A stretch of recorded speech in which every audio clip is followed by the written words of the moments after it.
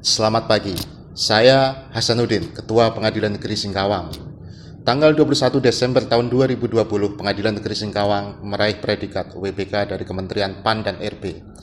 Kawan-kawan, rekan-rekan saya di semua pengadilan bertanya-tanya, kenapa bisa Pengadilan Negeri Singkawang bisa meraih WBK? Apa hebatnya? Nah, dalam video singkat kali ini kita akan sedikit memaparkan apa tipnya sehingga kita bisa meraih predikat zona integritas. Semua pengadilan di Indonesia telah membangun akreditasi dan semuanya telah mendapatkan predikat A Excellent. Akreditasi dengan pembangunan zona integritas pada hakikatnya sama, sehingga semestinya semua pengadilan akan mudah meraih predikat zona integritas. Namun ternyata pada kenyataan tidak semudah itu. Ada clue yang harus kita ketahui, ya. Kita harus memahami karakteristik penilaian pembangunan zona integritas supaya kita bisa mengantisipasinya jauh hari sebelumnya. Ada 5 hal yang ingin saya sampaikan untuk pembangunan zona integritas sehingga kita bisa meraih WBK. Pertama yang harus kita perhatikan, setelah TPI atau tim penilai internal Mahkamah Agung mengusulkan kita kepada TPN atau tim penilai nasional yang terdiri dari Kementerian PAN dan RB, KPK dan Ombudsman, maka Kemenpan RB akan melakukan review berkas kita. Ya. Yang setelah itu dia akan melakukan survei untuk melihat area hasil atau komponen hasil dari pembangunan zona integritas.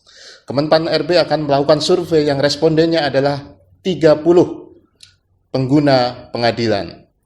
Cukup 30. Dari survei itu akan keluar 2 nilai. Pertama adalah IKM atau persepsi kualitas pelayanan masyarakat atau indeks kepuasan masyarakat, nilai IKM.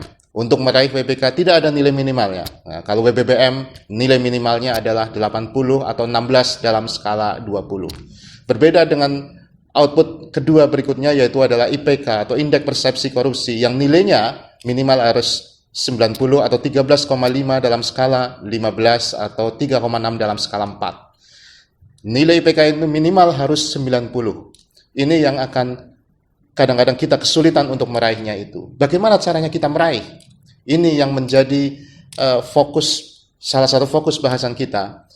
Clue-nya adalah kita harus mempunyai pelayanan yang ada sentuhan manusianya, ada hospitality, ada sentuhan manusia, ada human to human.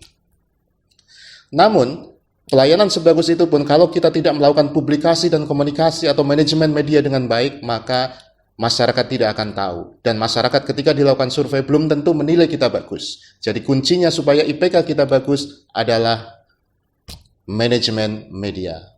Berikutnya lagi yang akan dilakukan oleh Kementerian PAN dan RB setelah kita disurvei dan nilai IPK-nya minimal 90 adalah ada desk evaluasi atau presentasi kepada tim evaluator Kementerian dan PAN RB.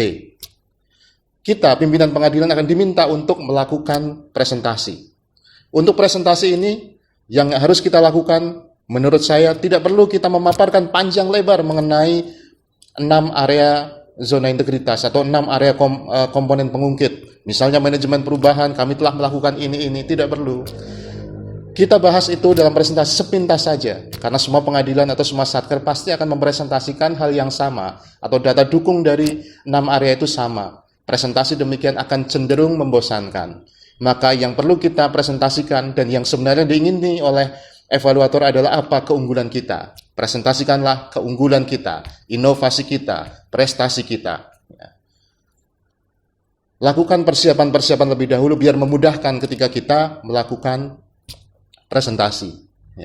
Pimpinan pengadilan juga harus punya sense of marketing. Bagaimana suatu produknya bisa dijual dalam tanda petik. Bagaimana supaya mendapat nilai yang tinggi. Bagaimana ini bermanfaat kepada masyarakat. Ini clue-nya. Yang ketiga yang akan dilakukan adalah kita akan kedatangan mystery shopper atau pengguna layanan yang melakukan layanan secara rahasia. Ini adalah utusan dari Kementerian PAN dan RB. Dia akan melakukan pengamatan lapangan kepada kita. Perlu diingat waktu-waktu yang rawan adalah pagi, siang, jam istirahat, dan sore hari. Kita harus selalu siap. Semua petugas pengadilan harus punya pengetahuan mengenai knowledge product. Mystery shopper ciri-cirinya biasanya adalah dia masih muda, usia mahasiswa, banyak bertanya, banyak memfoto, banyak merekam, banyak mencoba-coba, banyak ajakan untuk melanggar prosedur, bahkan banyak upaya atau ajakan atau provokasi yang memancing emosi. Kita harus sabar. Inilah mystery shopper. Yang ketiga, yang dilakukan adalah, atau yang keempat adalah kunjungan dari Kementerian PAN dan RB. Tidak semua satuan kerja akan dikunjungi, ya. Hanya dipilih saja oleh Kementerian PAN dan RB. Namun ketika kita dikunjungi tidak perlu ada penyambutan yang berlebihan, ya. Mereka telah datang kepada satuan kerja atas biaya negara, ya. Mereka hanya akan menguji, benarkah keunggulan-keunggulan kita yang dipresentasikan itu betul, maka siapkanlah data-data mengenai efektivitas inovasi satuan kerja kita. Kemudian yang terakhir atau yang kelima adalah adanya rapat pleno TPN, Tim Penilai Nasional. Kementerian PAN RB akan menambah data dari pengamatan langsung dari Mysterious Shopper.